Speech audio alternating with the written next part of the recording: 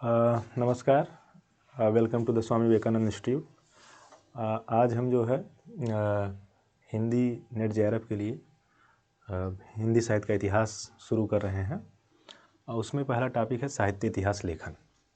हम इस पर बातचीत करेंगे कि साहित्य का जो इतिहास लेखन है वह किस तरह से हुआ, उसका विकास किस तरह दिखाई देता है। तो ये हमारा आज का टॉपिक है। साहित्य इतिहास लेखन में आप साहित्य इतिहास में देखेंगे कि दो शब्दों के मेल से बना है, साहित्य और इतिहास।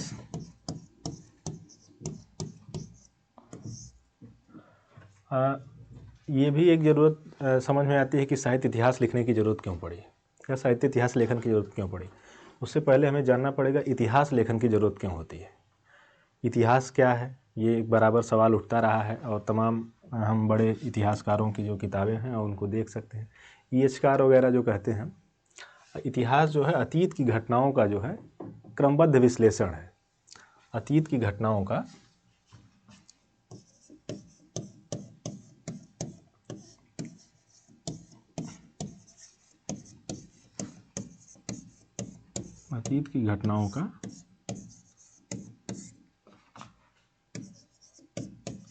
क्रमबद्ध विश्लेषण है।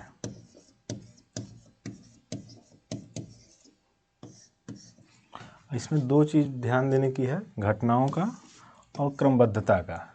क्योंकि ये नहीं है कि कोई जो है आप आज की बात एक आदिकाल की बात करें और सीधे आधुनिक काल या इस तरह की बात करें। इतिहास लेखन में ऐसा नहीं होता।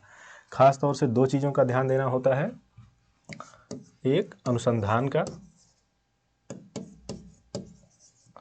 तथ्यों के क्या है, अनुसंधान परक होना चाहिए। तथ्य जो है अनुसंधान परकता होनी चाहिए, गवेषणात्मक होने चाहिए, खोजी होने चाहिए। तथ्य जो है फैक्ट होने चाहिए। और दूसरा क्या है, उनका जो है विकास दिखाया जाए। घटनाओं का जो है, घटनाओं का क्रमबद्धता में विकास होना चाहिए। क्या इतिहास जो है घटनाओं को क्रमबद्धता के विकास के रूप में देखने का एक बातचीत करता है, उसकी एक वकालत है। तो ये है इतिहास। साहित्य का इतिहास अभी हम देखेंगे। साहित्य क्या है अभी हम ये देख लें।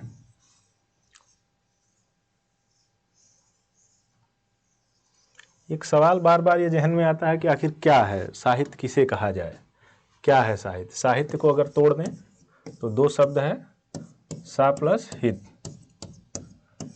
हित क्या है आप देखिए, हित का अर्थ है कल्याणकारी।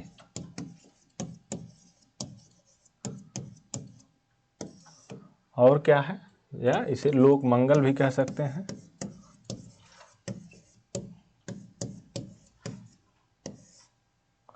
क्या है साहित्य, हित में क्या कल्याणकारी है, लोक मंगल है। तो जो साहित्य है वो कल्याणकारी और लोक मंगल की जो परिकल्पना या इस तरह से चीज़ों से लिखा जा रहा है वो साहित्य कहा जा सकता है। साहित्य में दो प्रमुख चीज़ें हैं। पहली बात तो ये है कि क्यों जाना जाए, क्या करता है साहित्य, क्या काम करता है। पहला काम साहित्य करता है कि जो हमारे यहाँ रूढ़ विचार हैं, रूढ़ियाँ हैं, या जो समाज की कमियाँ हैं या अब्लिक समाज की कमियाँ,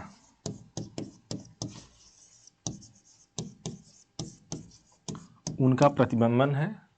समाज की कमियों का, समाज की कमियों को प्रतिबिंबित करता है।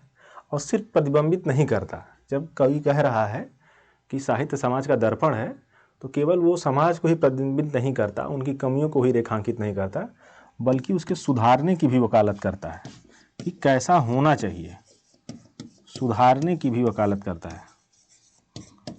तो किस तरह का समाज होना चाहिए और किस तरह का हमारा समाज है, वो दोनों की बात करता है। साहित्य क्या है, दोनों। क्योंकि जैसे जैसे समाज बदलता है और वो समाज का प्रतिबिंब है तो साहित्य की अवधारणा जो है बदलती रहती है। तो इसलिए जो है कोई एक सर्वमान्य परिभाषा दे पाना साहित्य की वो संभव नहीं है। साहित्य जो है वो लगातार जो है समाज के साथ बदलने वाली है, कोई ये नहीं है कि कोई स्थिर है। समाज जैसे जैसे बदलेगा साहित्य में परिवर्तन दिखाई देगा। साहित्य के मूल में जो है एक दो बातें हैं, संवेदना और दूसरी है कलात्मकता।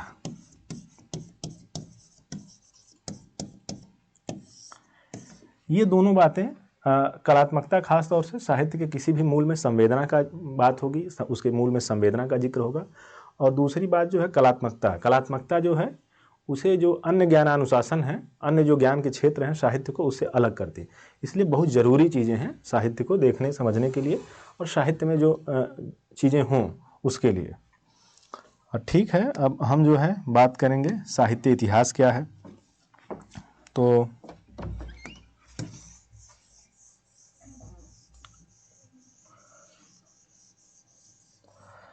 साहित्य इतिहास, साहित्य का इतिहास, इसी तरह जैसे अतीत की घटनाओं के क्रमबद्ध विश्लेषण को इतिहास कहते हैं, वैसे साहित्य की जो घटनाएं हैं उनका जो विश्लेषण है, जो अब तक साहित्य का विकास किस क्रम में हुआ, उसको जानने के लिए साहित्य इतिहास की एक ज़रूरत है।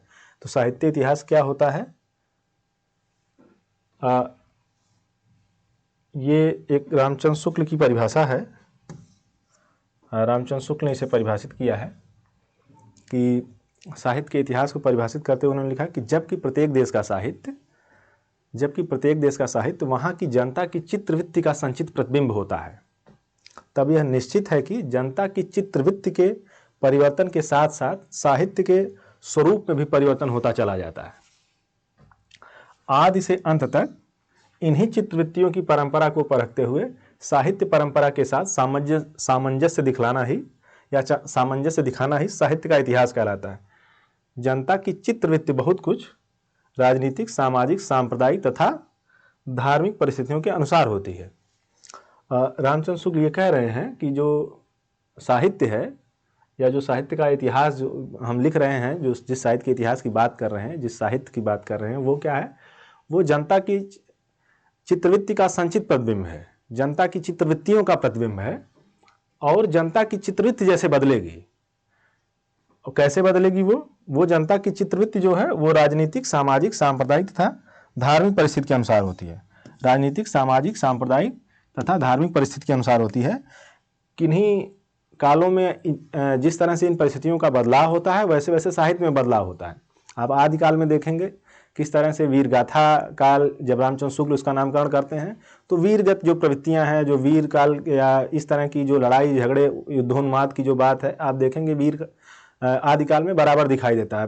तमाम रासो काव्य लिखे गए हैं और वो जो है किसी राजा या राज दरबारियों के भाट और चारणों की जो कथाएं हैं, भाटों और चारणों ने जो राजाओं की कथाएं लिखी हैं, जो उनके गुणगान किए हैं, उसका संकलन। तो वो क्या है कि जो साहित्य है वो अपने दौर के समाज को चित्रित करता है और वो किस प्रवृत्ति पर निर्धारित है? क्या चीज़ें? राजनीतिक, सामाजिक, सांप्रदायिक और धार्मिक। ये पूछी भी जाती है परिभाषा, तो आप इसे नोट कर सकते हैं। तो उन्हीं चित्रवृत्तियों को आदि से अंत तक जो है परंपरा को, उनकी परंपरा को परखते हुए साहित्य परंपरा के साथ सामंजस्य दिखलाना ही साहित्य का इतिहास कहलाता है। तो बेसिकली साहित्य का इतिहास क्या है? जनता की चित्रवृत्ति का संचित प्रतिबिंब है और जैसे जैसे जनता की चित्रवृत्ति बदलेगी साहित्य के इतिहास में परिवर्तन होगा, साहित्य में परिवर्तन होगा। और उन्हीं चित्रवृत्तियों को रामचंद्र शुक्ल कह रहे हैं कि वो चित्रवृत्तियाँ किस आधार पर हैं? राजनीतिक, सामाजिक, सांप्रदायिक और धार्मिक। जैसे जैसे ये इन परिस्थितियों में परिवर्तन होगा, राजनीति में परिवर्तन होगा, समाज में परिवर्तन होगा, धार्मिक और सांप्रदायिक मामलों में परिवर्तन होगा, जिस तरह से वो चीज़ें बदलेंगी, राजनीति में जिस तरह बदलाव होगा वो साहित्य में दिखेगा, समाज में दिखेगा। क्योंकि राजनीति का सीधा प्रभाव समाज पर पड़ता है, समाज बदलेगा तो साहित्य बदलेगा। तो उन्हीं परंपराओं को परखते हुए उन प्रवृत्तियों के साथ जो सामंजस्य दिखाया जाएगा, जो लिखा जाएगा, साहित्य का इतिहास कहलाता है। साहित्य इतिहास लेखन की जो परंपरा है हिंदी में वो दिखाई देती है ख़ास तौर से 19वीं शताब्दी से शुरू होती है। लेकिन साहित्य के इतिहास लेखन की कुछ पद्धतियां हैं कि साहित्य इतिहास लेखन की पद्धति क्या है। 4 पद्धतियों का जो जिक्र मिलता है हमारे हिंदी साहित्य के इतिहास में, जिनके आधार पर पीछे आप देखेंगे कि जो लेखन कार्य भी हुए हैं वो इन्हीं 4 पद्धतियों के आधार पर हुए हैं। पहली पद्धति है वर्णानुक्रम पद्धति। फिर कालानुक्रम पद्धति है, वैज्ञानिक पद्धति है और विधेयवादी पद्धति। हम जान लेते हैं कि ये पद्धतियों के बारे में थोड़ा सा। वर्णानुक्रम पद्धति क्या है? जिनमें जब इतिहास लेखन का जो कवायद की जाती है वो वर्ण के आधार पर, या तो अंग्रेजी का वर्ण के आधार पर,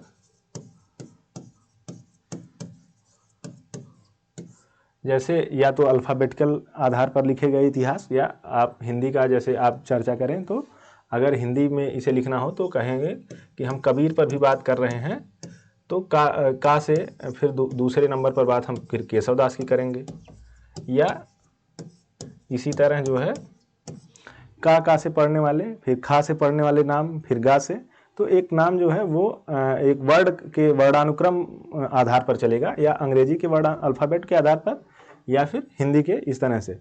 तो वर्णानुक्रम पद्धति क्या है? जो वर्ण के आधार पर कवियों का जीवन परिचय और इस तरह का लिखा गया, जो उसका विकास दिखाया गया, उसे वर्णानुक्रम पद्धति कहा जाता है। दूसरी पद्धति है कालानुक्रम पद्धति। कालानुक्रम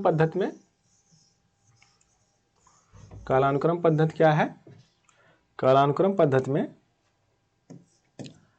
जन्मतिथियों को आधार बनाया जाता है। जन्मतिथियों को आधार बना के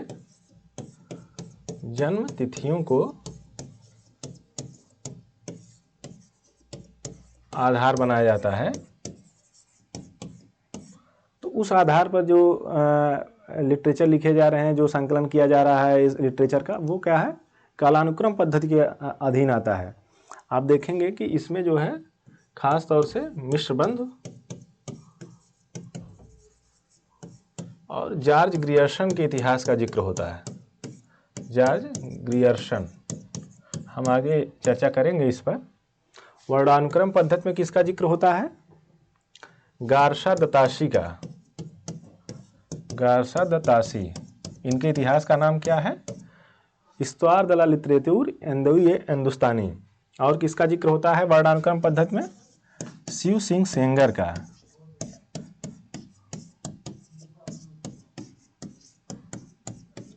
शिव सिंह सेंगर का क्या ग्रंथ का नाम है? शिव सिंह सेंगर के ग्रंथ का नाम है शिव सिंह सरोज। तो ये कालानुक्रम पद्धति है। इसके बाद हम देख लेते हैं कि वैज्ञानिक पद्धति क्या है। कालानुक्रम पद्धति की कमी यह है कि केवल जो है संकलन कर देना मात्र जो है इतिहास नहीं कहा जा सकता। इतिहास के लिए विश्लेषण की आवश्यकता होती है, तो उसकी क्रमबद्धता जरूरी है, तो वो बहुत ज़रूरी है। वैज्ञानिक पद्धति देख लेते हैं। वैज्ञानिक पद्धति क्या है कि तथ्यों का जो संकलन हो अनुसंधान परक हो, गवेषणात्मक हो और खोजी तरीके से उसे ले आया जाए और उसे क्रमबद्ध रूप में रख दिया जाए, उसे वैज्ञानिक पद्धति कहते हैं। लेकिन जो है इतिहास केवल यही नहीं है। इतिहास केवल संकलन मात्र नहीं है,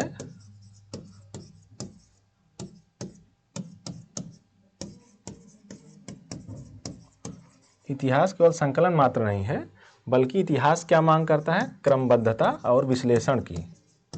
क्रमबद्धता और विश्लेषण की। और विश्लेषण, बिना विश्लेषण के और घटनाओं के विकास के वो हम उसे इतिहास नहीं कह सकते। वो एक संकलन मात्र होकर रह जाएगा। जो पीछे के आप देखेंगे कि जब आगे पढ़ेंगे तो आप देखेंगे कि इस तरह गारसा तासी वगैरह के जो इतिहास ग्रंथ हैं वो रामचंद्र शुक्ल उसे कविवृत्त संग्रह की एक संज्ञा दे देते हैं पीछे के इतिहास ग्रंथों को, क्योंकि केवल उसे उठा लेना और रख देना बिना विश्लेषण के, बिना उसकी क्रमबद्धता के, उसे इतिहास नहीं कहा जाता। वैज्ञानिक पद्धति की एक कमी रही कि उसमें विश्लेषण और उसकी क्रमबद्धता को खास तौर से विश्लेषण पर उस तरह से गौर नहीं किया गया। इसके बाद जो हिंदी साहित्य के इतिहास लेखन में बहुत पॉपुलर पद्धति रही, बहुत चर्चित पद्धति रही, वो विधेयवादी पद्धति रही। अक्सर पूछा जाता है कि विधेयवादी आधार पर किसका इतिहास ग्रंथ लिखा गया, तो आगे हम उस पर चर्चा करेंगे। विधेयवादी पद्धति, इसके जनक कौन हैं? फ्रेंच विद्वान हैं तेन इसके जनक माने जाते हैं। क्या है विधेयवादी पद्धति में? 3 बातों का ध्यान दिया जाता है: जातीय परंपरा,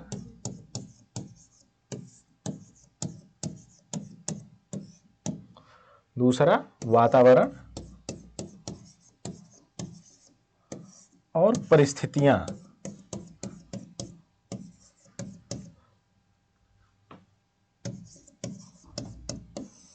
क्या है कि विधेयवादी पद्धति में जाति, परंपरा, वातावरण और परिस्थितियों का जिक्र होता है। क्योंकि देश काल वातावरण को जानना जरूरी है। देश काल वातावरण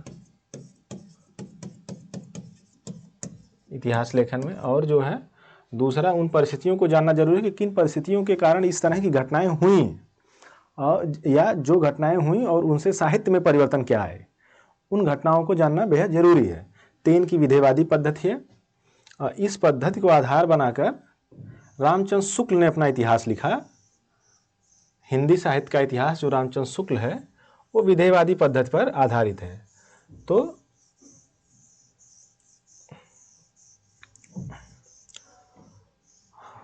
किसका इतिहास है? रामचंद्र शुक्ल का। रामचंद्र शुक्ल, रामचंद्र शुक्ल का जो इतिहास है, हिंदी साहित्य का इतिहास, वो विधेयवादी पद्धति पर आधार बनाकर लिखा गया है। किस नाम से पहली बार छपा था? हिंदी साहित्य के विकास के नाम से। आगे हम चर्चा करेंगे कब छपा, 1929 में। ठीक है। तो कहाँ से छपा था? नागरिकचारी पत्रिका के हिंदी शब्द सागर की भूमिका के रूप में। किसके रूप में? हिंदी शब्द सागर की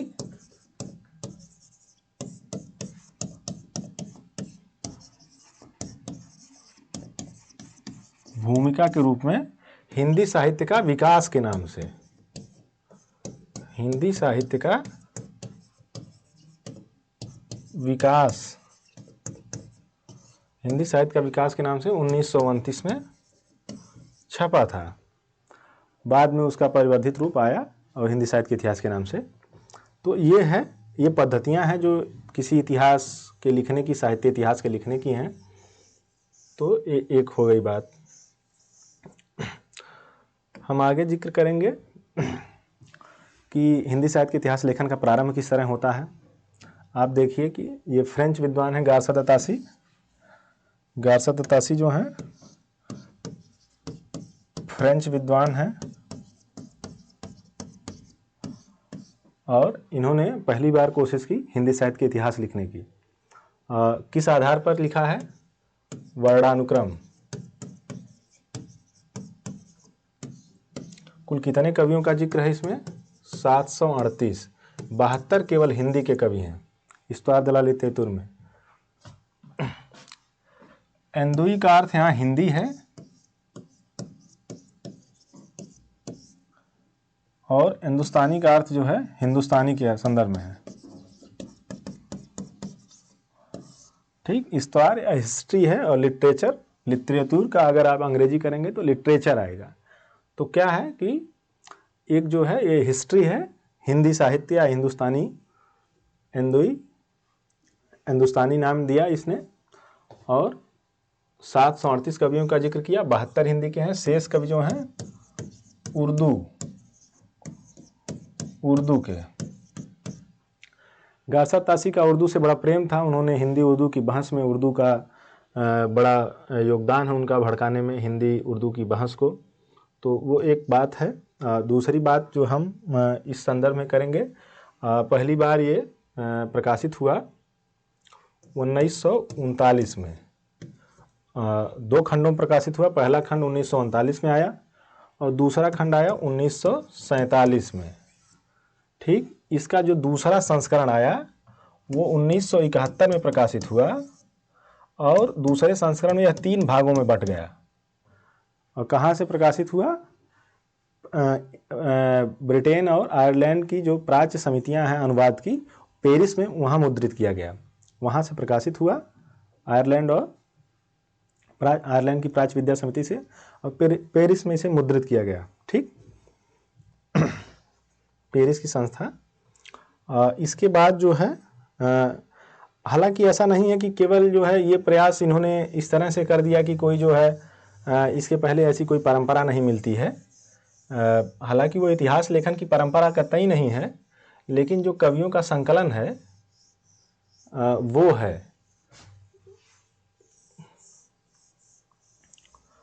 वो क्या है, आप देखेंगे कि हमारे यहाँ वार्ताएं मिलती हैं। 252 वेस्टर्न की वार्ता,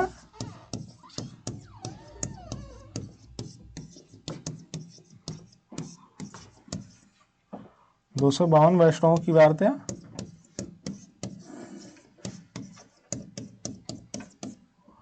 और क्या है नंबर 2, 84 वेस्टर्न की वार्ता,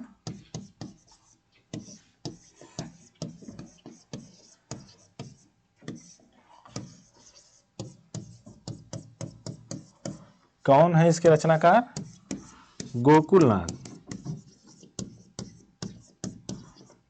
इसी तरह भक्तमाल नाभादास का मिलता है,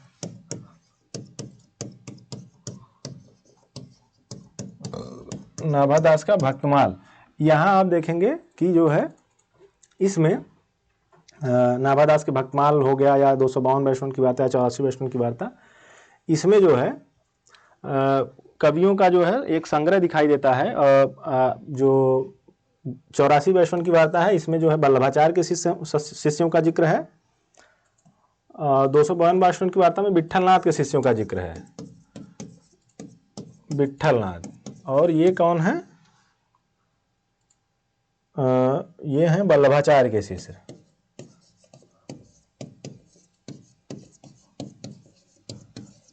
वल्लभाचार्य, तो ये जिक्र दिखाई देता है हमें।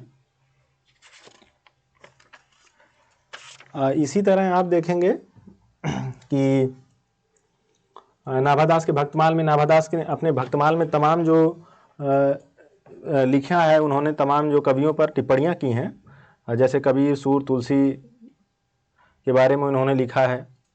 तो आप ये वहाँ देख लेंगे कि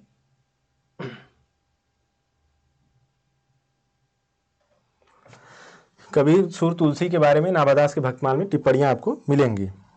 ठीक, तो इस तरह से ये कोई ऐसा प्रयास था कि जो एकदम कहा जाए कि ठीक है, एक नया प्रयास तो जरूर है, लेकिन ऐसा नहीं है कि उसकी परंपरा एक है और ये पीछे एक कविवृत्त संग्रह की परंपराएं रही हैं। उसी परंपरा में एक कदम आगे काम किया गारसा तासी ने।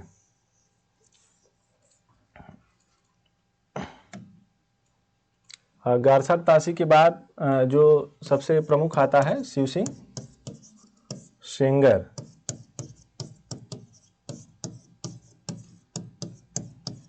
शिव सिंह सेंगर का ग्रंथ क्या है, शिव सिंह सरोज।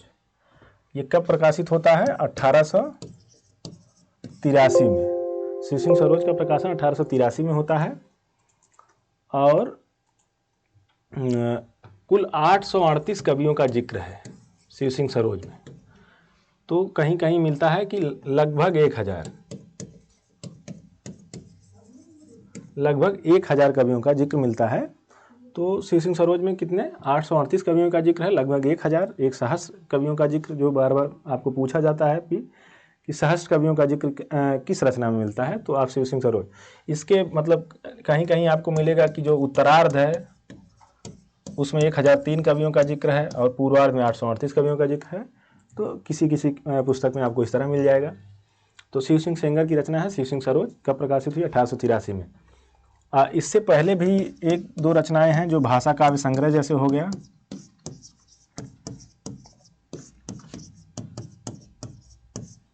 वो कब प्रकाशित है, 1873 में। किसका है, महेश दत्त शुक्ल का।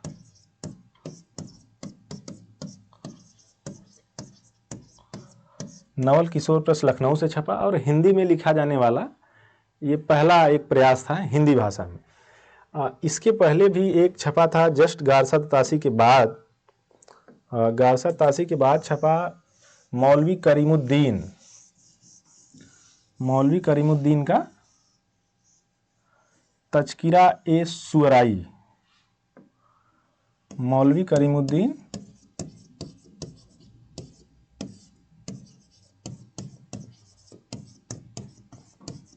इनकी रचना है तज़किरा ए सुअराई। कब आई, 1848 में, और कुल 1004 कवियों का जिक्र तज़किरा ये सूराई में मौलवी करीमुद्दीन ने किया, जिसमें 62 हिंदी के हैं, शेष कवि उर्दू के हैं। इन्होंने एक तरीके से कालक्रम का भी जिक्र करते हैं, वर्णानुक्रम पद्धति के साथ ये कालक्रम का भी महत्व देते हैं।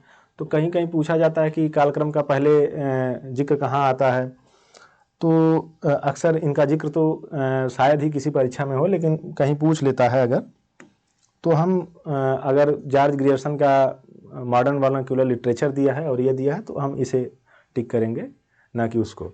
वैसे अक्सर पूछा जाता है मॉडर्न वर्नाक्यूलर लिटरेचर को ही,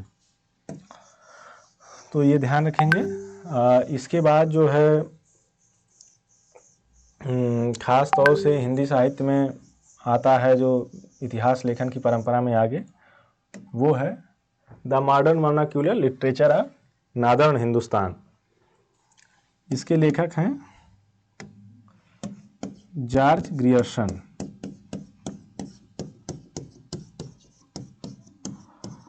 एक्चुअली कभी कभी हम इतना ही पढ़ते हैं, कभी कभी पूछ लेता है जॉर्ज ग्रियर्सन का पूरा नाम क्या है, तो सर जॉर्ज अब्राहम ग्रियर्सन,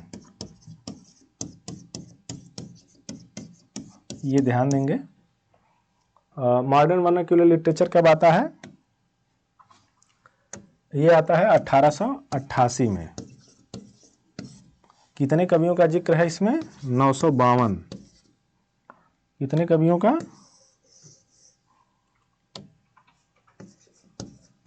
952। अब ये इसमें कालक्रम को ध्यान में रखकर लिखा गया, और ये कहाँ छपा था? The Asiatic Society of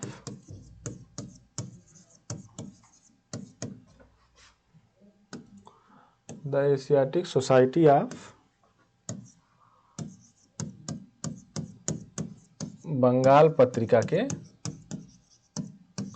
the Asiatic Society of Bengal पत्रिका के विशेषांक के रूप में ये पहली बार छपा। और इन्होंने स्पष्ट बताया कि किस तरह से इन्होंने उर्दू को कवियों को बाहर किया, क्योंकि उर्दू के कवियों पर गारसा तासी ने पहले विचार कर लिया था। तो इन्होंने एक उसके पीछे अपने तर्क दिए कि उर्दू के कवियों को क्यों नहीं रखा गया है, और हिंदी के कवियों पर इन्होंने पहली बार गंभीरता से विचार किया, और कालक्रम के आधार पर और प्रवृत्तियों को थोड़ा सा ध्यान में रखते हुए हर इनका जो 11 अध्यायों में विभक्त किया, और जो 11 अध्याय हैं वो एक कालखंड को प्रदर्शित करते हैं। जैसे इन्होंने रीति काव्य दिया, महारानी विक्टोरिया के नाम पर दिया। तो इस तरह से आप देखेंगे कि 11 जो कालखंड हैं वो 11 नामों को संदर्भित करते हैं। तो ये छपा 1888 में। 952 कवि हैं इसमें। The Asiatic Society of Bengal पत्रिका के विशेषांक के रूप में छपा था, और जॉर्ज अब्राहम ग्रियर्सन का पूरा नाम। इसके बाद आते हैं मिश्रबंधु विनोद। मिश्रबंधु विनोद अक्सर आपको मिलेगा मिश्रबंधु का मिश्रबंधु विनोद। कौन है मिश्रबंधु? 3 हैं, गणेश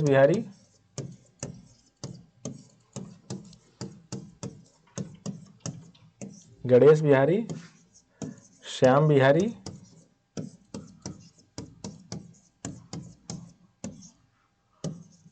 सुखदेव बिहारी।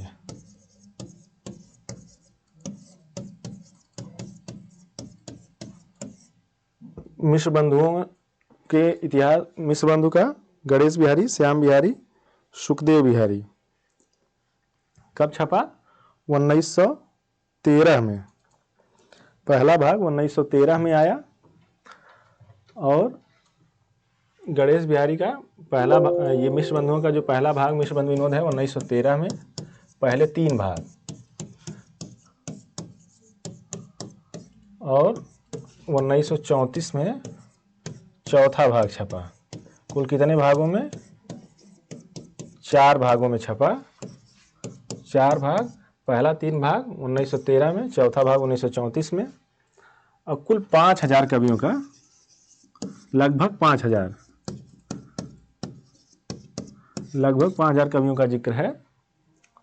और जो है वैसे 4591 कवियों का जिक्र मिलता है। तो ये है मिश्रबंधु का इतिहास, मिश्रबंधु का मिश्रबंधु विनोद। हाँ, रीतिकाल की तमाम कवियों की जो चर्चा हमें मिलती है, रीतिकाल के तमाम कवियों का जो जिक्र है, जिसे रामचंद्र शुक्ल ने अपने इतिहास में किया है, रीतिकाल के कवियों का जो जिक्र, यहाँ से बहुत से कवियों को उन्होंने अपनी सूची में लिया है। कुल 5000 कवि इनके हैं और रामचंद्र शुक्ल के इतिहास में कुल 1000 कवियों का जिक्र है। तो रीतिकाल के लिए रामचंद्र शुक्ल ने यहाँ से बहुत से संदर्भ लिए हैं। इसके बाद आता है हिंदी साहित्य का इतिहास। रामचंद्र शुक्ल का हम यहाँ जिक्र करेंगे।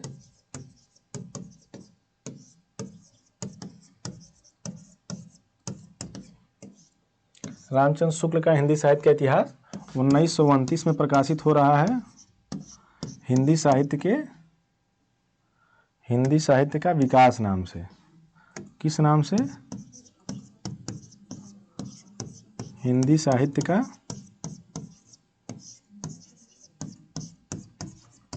विकास 1929 में नागरिक चार्डी सभा से हिंदी शब्द सागर की भूमिका के रूप में। कहाँ?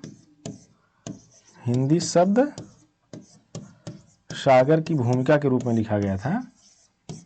हिंदी शब्द सागर की भूमिका के रूप में ये लिखा गया था। किस नाम से? हिंदी साहित्य का विकास के नाम से।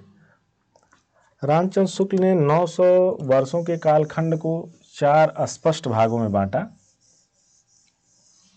क्योंकि हम पहले बताए हैं कि इनका इतिहास जो है विधेयवादी पद्धति पर आधारित है। तो आप जब पढ़ेंगे तो रामचंद्र शुक्ल ने अपने इतिहास में जो है जन्म मरण पर बहुत ज़्यादा फोकस नहीं किया है।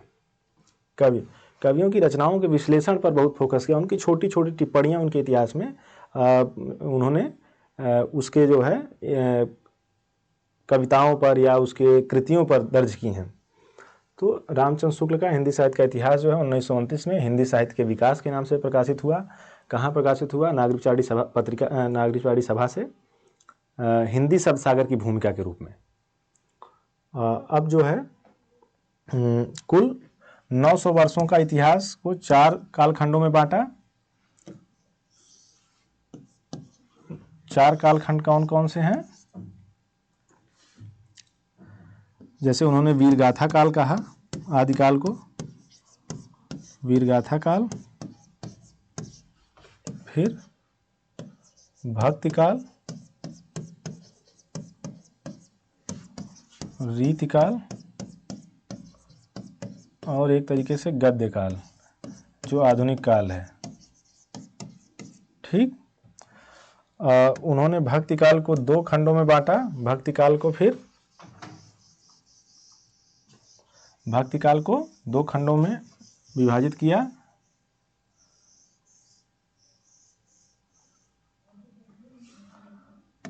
भक्ति काल को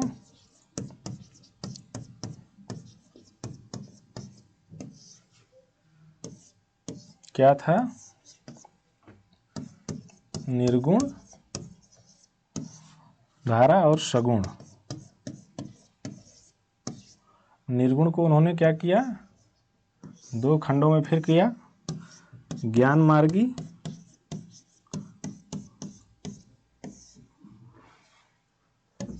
और प्रेम मार्गी।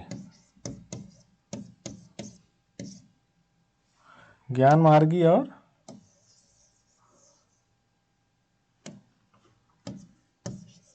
प्रेम मार्गी। सगुण में कृष्ण भक्ति,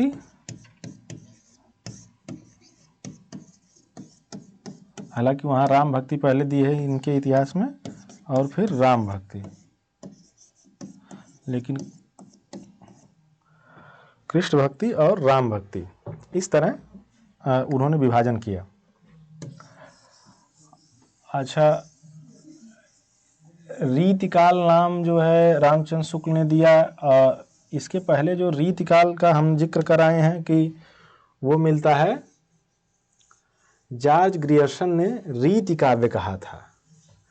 तो संभव है कि शुक्ल जी को रीतिकाल नामकरण की प्रेरणा जो है जॉर्ज ग्रियर्सन के इतिहास से मिली हो। तो ये ध्यान रखना है, ये पूछा जाता है। और जॉर्ज ग्रियर्सन का जो पहला है उसने जो है भक्ति काल जो है 16वीं 17वीं शताब्दी को हिंदी साहित्य का स्वर्ण युग कहा जॉर्ज ग्रियर्सन ने। रामचंद्र शुक्ल ने कुल 1000 कवियों का अपने इतिहास में जिक्र किया। इन्होंने पीछे के जो तमाम इतिहास ग्रंथ हैं जिसमें मिश्र बंधु, जॉर्ज ग्रियर्सन, इसके बाद आप ले लें शिव सिंह सेंगर, इन सबको कविवृत्त संग्रह की संज्ञा दी। कविवृत्त संग्रह की संज्ञा दी और उस पर उन्होंने टिप्पणी की केवल आदिकाल और इस तरह से नामकरण कर देना, आदि मध्य और इस तरह से नामकरण कर देना कोई एक सुस्पष्ट इतिहास दृष्टि नहीं है। इसके लिए उन्होंने इसे कविवृत्त संग्रह कहा और पीछे के इतिहास ग्रंथों को। इसके बाद जो है आप देखेंगे कि उस तरह से हिंदी साहित्य के इतिहास में जब भी अब चर्चा होती है तो हम इसका जिक्र तो करते ही हैं। रामचंद्र शुक्ल के बाद जो है इतिहास लेखन उस तरह का नहीं हुआ, बल्कि एक फुटकल इतिहास लेखन की परंपरा शुरू हुई, जिस पे हम चर्चा करेंगे। हालांकि कुछ और इतिहास लेखन हुए हैं हिंदी साहित्य के इतिहास के नाम से, हम पहले उसका जिक्र कर लेते हैं।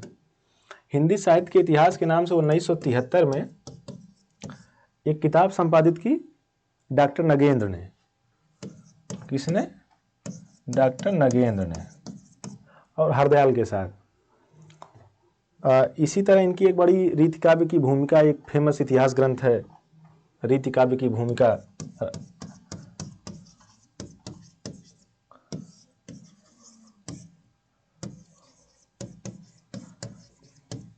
इसके भी रचनाकार डॉक्टर नगेंद्र हैं। अच्छा, ये डॉक्टर नगेंद्र ने संपादित किया था हिंदी साहित्य का इतिहास 1973 में। इसके पहले जो है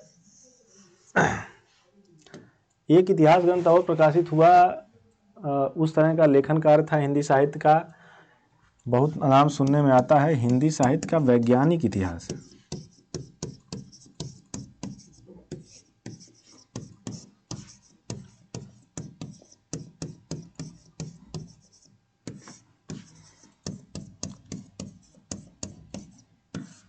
कौन है इसके रचनाकार? डॉक्टर गणपत चंद्र गुप्त। कौन है? डॉक्टर गणपत चंद्र गुप्त। कब प्रकाशित हुआ? 1965 में।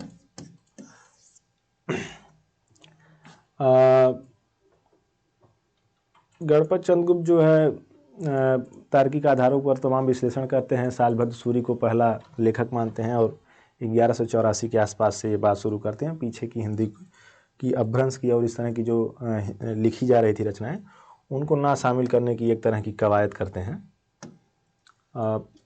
इसके बाद आप देखेंगे आता है एक इतिहास ग्रंथ का और जिक्र होता है जिसमें खास तौर से हिंदी साहित्य और संवेदना का विकास।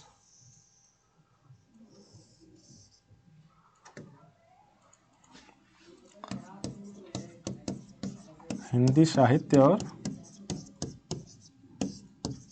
संवेदना का विकास।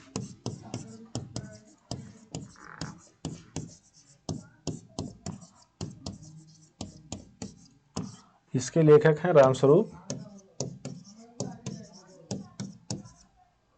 चतुर्वेदी। रामस्वरूप चतुर्वेदी। कब प्रकाशित हुआ? 1986 में। इसके बाद आता है हिंदी साहित्य के इतिहास में बच्चन सिंह का हिंदी साहित्य का दूसरा इतिहास, जिसका हिंदी साहित्य का बच्चन सिंह का आता है हिंदी साहित्य का दूसरा इतिहास।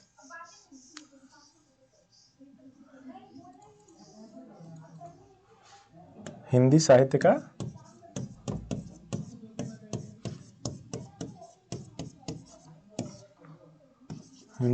का दूसरा इतिहास कब आता है? 1996 में। हिंदी साहित्य का दूसरा इतिहास। फिर बाद में इनका ही आधुनिक हिंदी साहित्य का इतिहास आता है 2003 में। तो खास तौर से ये जो कई इतिहास जो लिखे गए हिंदी साहित्य के इतिहास, वो रामचंद्र शुक्ल को आधार बनाकर, रामचंद्र शुक्ल के इतिहास को आगे बढ़ाते हुए, उसी को आधार बनाकर या उसी से टकराते हुए, उसी से बातचीत करते हुए लिखे गए। लेकिन खास तौर से हिंदी साहित्य के इतिहास में आप देखेंगे कि एक फुटकल इतिहास लिखने की परंपरा रामचंद्र शुक्ल के बाद शुरू होती है। ज़्यादा जोर इसी पर था, फुटकल इतिहासों पर। आप देखेंगे कि हजारी प्रसाद द्विवेदी ने लिखा, उस तरह का इतिहास ग्रंथ उन्होंने नहीं लिखा, लेकिन इतिहास की तरफ जब वो गए तो उन्होंने हिंदी साहित्य की भूमिका लिखी 1940 में, हिंदी साहित्य का उद्भव और विकास 1952 में, इसी तरह हिंदी साहित्य का आदिकाल 1952 में लिखा। इसके बाद आप देखेंगे कि बच्चन सिंह का हम जिक्र कर रहे थे, आधुनिक हिंदी साहित्य का, उन्होंने इतिहास लिखा। अच्छा, रामचंद्र शुक्ल और हजारी प्रसाद द्विवेदी की इतिहास दृष्टि में दोनों में अंतर था। आप ये देखिए कि दोनों की इतिहास दृष्टि का फर्क ये है कि जिस तरह रामचंद्र शुक्ल पूरे भक्तिकाल में आप जाएंगे तो उनके इतिहास दृष्टि का एक अंतर दिखाई देगा। रामचंद्र शुक्ल क्या कह रहे हैं, इस्लाम की आक्रमण की प्रतिक्रिया में पैदा हुआ, लेकिन भक्ति आंदोलन को इस्लाम की आक्रमण की प्रतिक्रिया के फलस्वरूप, जैसे रामचंद्र शुक्ल बता रहे हैं अपने इतिहास, वो उनका जो नज़रिया है भक्तिकाल को देखने का। लेकिन हजारी प्रसाद द्विवेदी इसको उलट कहते हैं कि अगर इस्लाम नहीं आया होता तो भी साहित्य का बारह आना वैसे ही होता जैसे आज है। तो ये एक टकराहट है रामचंद्र शुक्ल के विचारों से, और ये आई 1940 में, 1952 में। इसके बाद आप देखेंगे तमाम हिंदी का वीर काव्य लिखा गया, टीकम सिंह का आया, इसी तरह भगीरथ मिश्र का काव्यशास्त्र पर इतिहास आया,